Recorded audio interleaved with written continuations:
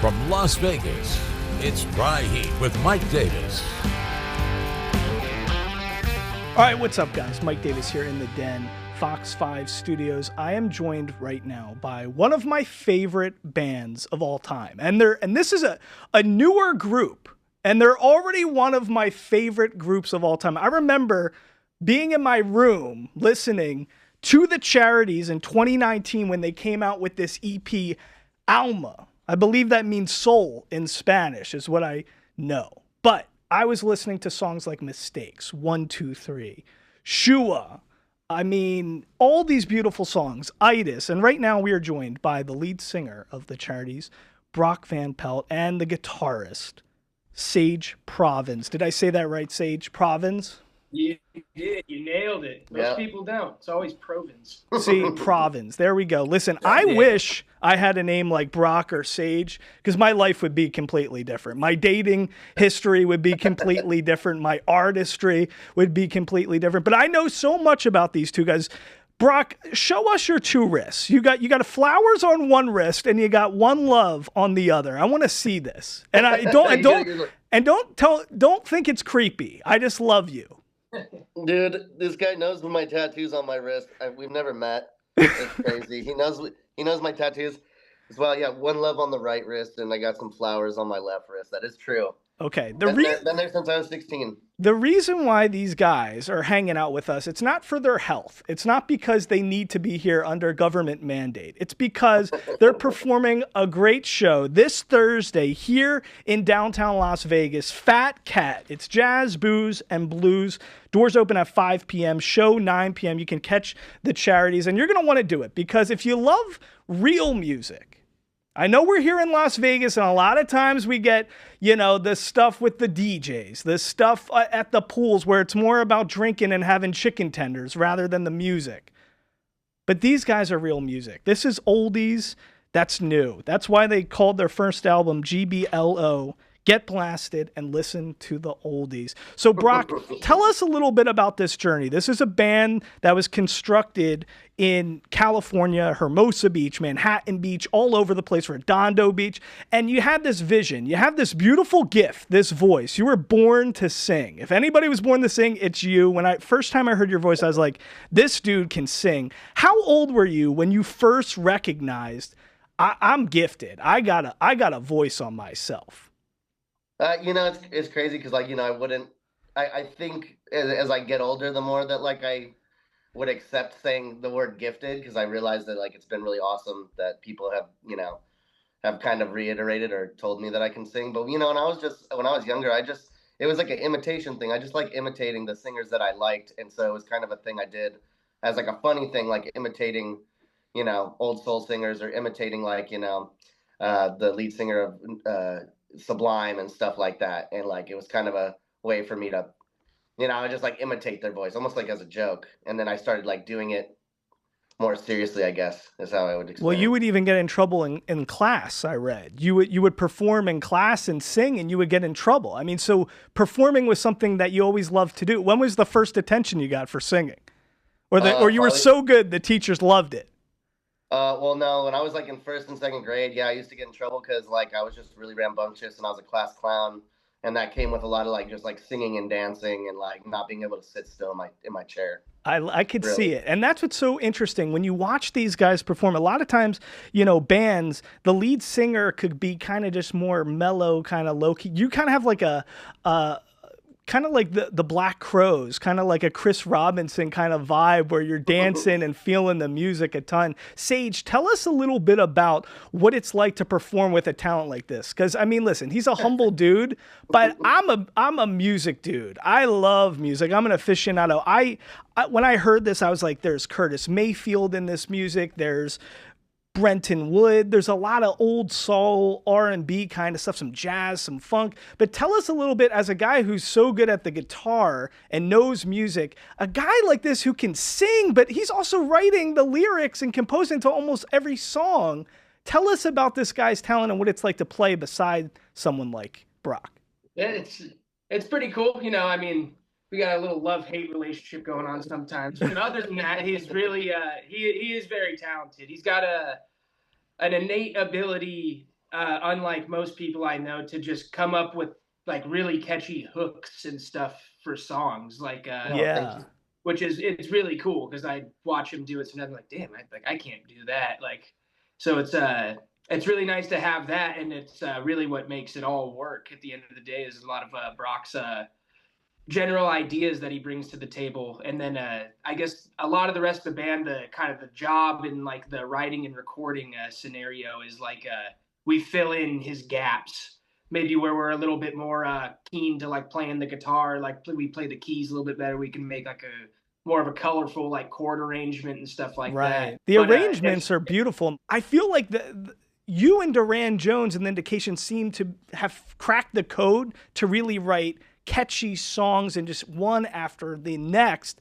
There's so many great stuff. So tell us a little bit about your process, Brock, because yeah, I think like Sage said, the hooks are just there. I mean, Ice Melting, Spinning Your Web, It's Not Our Time, It's Your Turn. All these songs, they're constantly you're cranking them out almost like a Motown doo-wop kind of old world type of way. So tell us a little bit about your process, because your voice is so prominent that I think we forget the writing and how good and natural that is as well. And I don't want to forget just because you have such a beautiful voice. That really means a lot, man. Thank you. Like that's a huge compliment. It's crazy. Yeah, man. I don't know. Like I was always super focused on wanting to make original music, and I feel like I just really pride myself on that. And I would say that like, with the boys in the band, like we're so much like family. Like we're like brothers. That's why I say like we love like brothers. And we fight like brothers, and like we just like we all like get each other musically. And for me, really, I'm just sitting there and I'm just trying to come up with a catchy hook. And these guys are the ones who, when I sit down with them, we can really craft something. And working with like our producer currently, Anthony, who's also a really good friend, like he's really good at knowing what's too much or what's not enough, and like going that way about it. But really, like that's the thing is, man, I'm just like I'm feeling something, or I mean, one of the biggest things that happens to me like is like I'll be laying down to go to bed at night, and I'll just get like a phrase in my head that's like the chorus to something, or some sort of a like guitar lick, and then I can't go to sleep for the next 3 hours. So then I'm up just trying to figure out what that is, and then I bring it to them, and I show them, and I go like, "Yo, I got this thing," and then they kind of start to help me like craft it. Sage has helped craft a lot of of what went into like Bring Your Love and Angel Eyes with the guitar stuff. We've been doing a lot more writing together, just like as a band in whole. And yeah, it's just been like, it's been awesome. It's been a dream team lately. I really feel like it is gelling now. And I know there's been different lineups and COVID and different things have impacted and affected the band. But I do feel like you guys are really finding your sound now. And even though the EP I loved, Alma, that had all these great songs, now it's really like you're in that groove spot. Everything has, there would be some one-off songs that I didn't understand before. And I think you had previous members who would want to sing or something like that kind of felt a little off. Now it feels like you guys are really in the groove. So explain that to me, because I'm so curious. Like Fatal Attraction, when this song came out, I get in like a groove when I'm doing my research working at Fox 5. When a song comes out that I love, I can't stop listening to it. I do it on repeat. So Mistakes was one of those songs, but Fatal Attraction was the latest one where I just felt like I heard it, and it was just, there was so much going on in that song. Tell us about the songwriting process with that, because talk to me like I'm 6 years old and I'm stupid. Like, are you writing this song and you're really talking about like some that happened to you kind of thing, and a girl, or walk me through this, because I really want to know, as I love you guys so much. I want to know how this song like comes, how it's birthed. With that one, with Fatal Attraction in particular, it's gonna sound like really funny and cliche and kind of cheesy, but that song actually was a dream I had. It was like a dream that I had where we were in the studio and someone was playing on the piano, and they were like, "Yo, come and read this. Like, see if you can sing this to this like thing I'm playing." And like the that first lyric, once I awoke with a Yeah. thrill of passion, lo and behold, it was a fatal fatal. attraction. In my dream, the fatal attraction actually like jumped off the page in like red writing, and I woke up right after that, and I was like, I can't forget that, and then I sat there and I like figured out what I was hearing or whatever, and I started like starting to like try to figure out the song, or at least figure out a little idea. I made a little voice memo and then like went right back to sleep because I was like so tired. But it was like a dream, and which is like really funny and kind of cliche because like I never thought that was actually like a real thing that could happen. But a lot of stuff happens to me like right before bed, or like sometimes like that, like right when I wake up in the morning, like there's something that like I heard, I guess, or whatever. But yeah, that one was like definitely a dream, but it does go back to things that have happened in the past, like with past loves and stuff, and the rest of the lyrics are built around that because I was like, what is this? What is this lyric? And I'm like, well, this lyric like reminds me of like this thing that happened to me in my life, and I brought it to the boys, and like they like worked hard and meticulous. Like they loved the idea, and we all worked on it together. We all went on like a writing retreat out to Joshua Tree, had a bunch of fun. More Dry Heat after the break.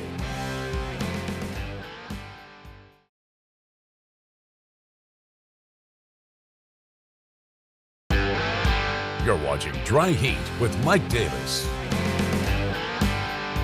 I don't know. I'm such an idiot, but I love complicated kind of music. And I think sometimes, you know, like I love Steely Dan. I love like a lot of soul stuff. I love Mayfield. Big one of ours, you know, and it kind of, you guys have that vibe and that feel. And it's almost crazy because in music, it's the simple stuff is the hardest stuff to achieve. Like, that's what I can't believe with the songwriting that really strikes me is how catchy. And like, if you think back to Smokey Robinson and the Miracles and the way that it was like a factory, it was like going to produce like an Oreo cookie, you know, writing songs. Like, this wasn't like fun. Like, you know, we're just like, no, this was like business. Like, you had to crank out hits, and kind of like the way Nashville is for like a Chris Stapleton before he can become the lead and how he's got to be a songwriter.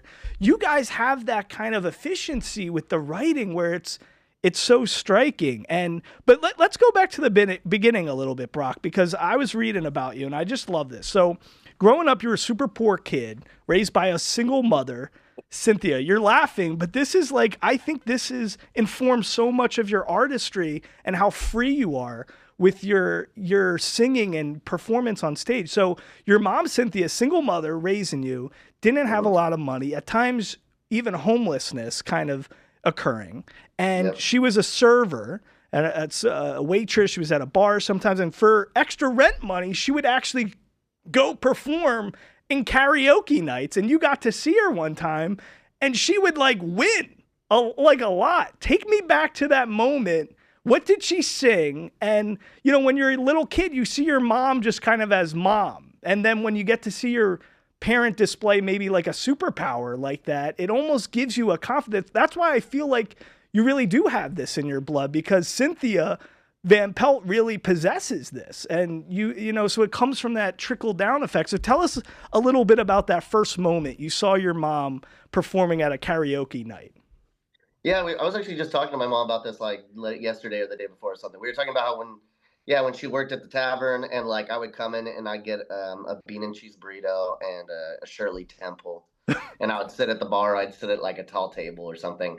And then, she would be like getting off, or she would still be on. And then like, there would be a karaoke contest going on, and she would just sign herself up. And like once or twice I like had seen her do it. And like, you know, when I was really little, like, you know, 4 years old, and like just had no idea like what was going on around me or anything. Like, I actually for a second there did think that like, because also my mom was very like proud, you know, of me, and like proud of just like, you know, she always used to just be like, oh, remember, you're a Van Pelt. Like, always have pride in yourself and in your name. So I actually grew up like those first few years of like becoming conscious. I thought that she was famous. I thought we were famous, like, or like I thought we were like some sort of. Meanwhile, like we're just living in like a 1-bedroom apartment in Torrance, California, and like, you know, my mom just works at a bar, and like, you know, she like would do some karaoke, and she won like $300. I think she did it twice. And then she would just, you know, as I was getting older, she's like, yeah, remember? And then like I would just like put it towards rent, and then we'd have a little extra money for like fun stuff that month, you know? And like, so that was really cool to like see that. I know she really liked this one song that was like, I'm a genie in a bottle, baby. Something like that. I don't remember who's it by. Christina Aguilera? Is that Christina Aguilera? I think so, yeah. She really oh liked my that. God. How old are you guys? How old are you guys? 28 and 29. Yeah, Okay, I'm 29. So I'm 33. You should know that. If you know Brenton Wood, you should know Christina Aguilera. Well, that's kind of two sides, you know. No, I know the song, and like I knew it was by someone. I just like I couldn't remember it. Gotcha. There's like that. She liked to sing a lot of Fleetwood Mac, of course, and like stuff like that. I don't remember exactly which song it was that like won her the competition or anything, but yeah. So did that give you the confidence when you saw her? Because to put yourself out there, you know, musically, and the barrier to entry is so easy, you know, it's so easy these days. Years ago, David Geffen would have to like, you know, spot you, you know, at a bar or something and be like, oh, you guys, like, let's give you guys a deal. You know, the barrier to entry is so little. Everybody could be a musician today, you know? So to put yourself out there and to actually do it though, and put the work in and believe in yourself, what gave you guys both the confidence to pursue this? I mean, because I think there's a lot of people that probably could do it. I don't know if everybody's born with your voice, but there's people that could go out there and try it, but they just don't. Look at your, you know, like your mom, there's circumstances, there's all different stuff. So what gave you the confidence to really just go be free and do this? I mean, it kind of came from, it's just like a lifetime of doing it. Like I started playing guitar when I was like 10 years old. And for some reason, I don't know why, I always wanted to perform. Like I wanted to basically like make people happy by like playing the guitar. Like I wanted people to be stoked. Dry Heat with Mike Davis will be right back.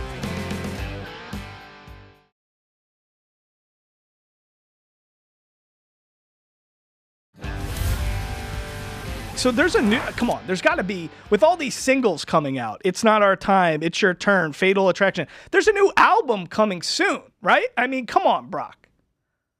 You're smiling. Soon, but there is one coming. Like I'm on my phone trying to see like every day when is Spotify or, you know, iTunes, Apple Music going to show me finally, you know, Fatal Attraction is track 6 on a new album coming out, you know, June something. What's the deal? Here's what the deal is. We've been working. We got you know, I don't like to give too much away. You know, I don't really like to let anyone know our next move. Usually I like to keep them guessing, but I will say this, we're working very hard. You know, we're doing a lot of shows. We have music.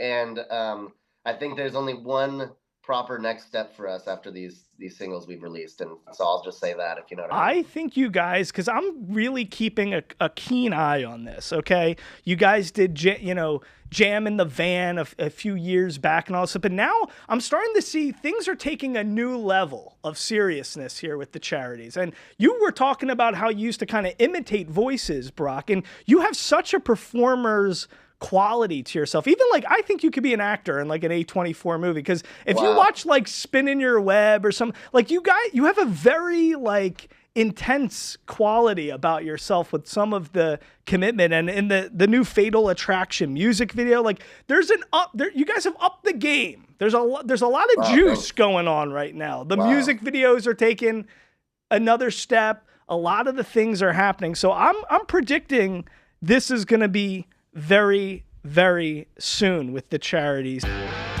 More Dry Heat after the break.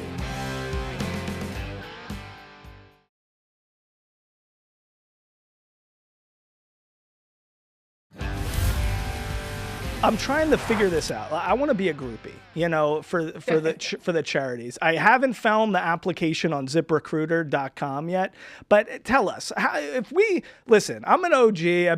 I know the Charities from the get-go, but people are going to want to start jumping on this train. What is the best way for people to start what do you tell people who are trying to become new fans of this group? What's the best way to just embrace you guys from 0 to 100? If you want to be a groupie to getting, you know, accustomed to the sound, give us the pitch. Well, I'd say that you got to have a really open sense of humor. Okay. That's a good way to get to our hearts really easily. If you can come up and say some like crazy that makes us laugh, I'll be stoked on it. Okay, good. And just come up and literally embrace us. Come give us a hug. All right. I think he was also saying like how to, if people are first getting to know us, like what's the pitch to be like, hey, these are the Charities, like this is the vibe. But it's always a hard question, I have to say, because we don't really I think the thing with us is we never really know what the people are gonna love the most. But I would say, just if you like West Coast vibes, if you like songs that make you cry, if you wanna listen to something and feel something in the heart, or you wanna listen to something that's gonna make you wanna have a good Sunday barbecue and drink some beers in the California sun, like that's the vibe. It's moving and grooving. I don't want to put you guys in a box because I don't really think there's a box for you guys to fit in because you guys do so much incredible stuff. Real quickly, I have so many questions. I could talk to you guys all day long, but this Thursday, April 24th, guys, it's the NFL draft, but beyond that, even more importantly, the Charities are here. Fat Cat, East Fremont Street, 5 p.m. doors, 9 p.m. show. They're going to play Mistakes for Mike Davis, which is going to be very exciting. So make sure you go there for that. Real quickly, just like a one-word answer, because I'm so curious from a musical standpoint. Bruck, are you like classically trained music theory? Can you read and write music, or is this all by ear and all this stuff? Yeah, absolutely the opposite of well-trained and music theory and schooled. So no. Can you play any instruments or no? I can play I can play guitar, bass, drums. Oh, okay. Piano, like all the basic stuff, but I just use it all mostly for writing, and I like to play like solo gigs myself and stuff. So I'll play my guitar and I'll sing at solo gigs, or I'll do like winery gigs or weddings and stuff like that. And, gotcha. All right. Yeah, no, I like to play all the instruments. It's just when it comes down to us as a band performing, like I don't really need to do that. The guys, like, they handle it, they lock it down. They're all like really masters of their instruments, and they've spent a lot of time on them. And they're like, you go out there, you do your thing, you sing, and when we work together in the studio, it's about writing, and I love it. I pick up instruments and I figure things out. But yeah, it's I love it. I was never trained to do anything. I was mostly just me playing guitar and stuff in my house when I was a kid. Gotcha. All right. Well, Brock Van Pelt, Sage Provins, Mike Davis here with the Charities. Thanks so much, guys. Good luck. Thank you so much for watching Dry Heat with Mike Davis. Go to our YouTube page, Silver State Sports, to hear our complete interviews.